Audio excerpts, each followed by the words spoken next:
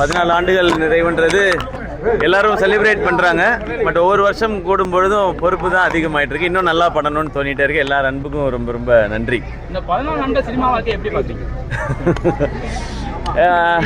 நிறைய கொடுத்துருக்கு. நான் இதில் நிறைய கஷ்டங்கள் போராட்டங்கள் இருக்கும். பட் அதை தாண்டி மக்கள் கொடுத்த அன்பு மட்டும்தான், நான் அதை மட்டும் தான் பார்க்கணுன்னு நினைக்கிறேன். அதுக்காக இன்னும் உழைக்கணும்னு தோணிக்கிட்டே இருக்கு. ரொம்ப நன்றி, ரொம்ப நன்றி.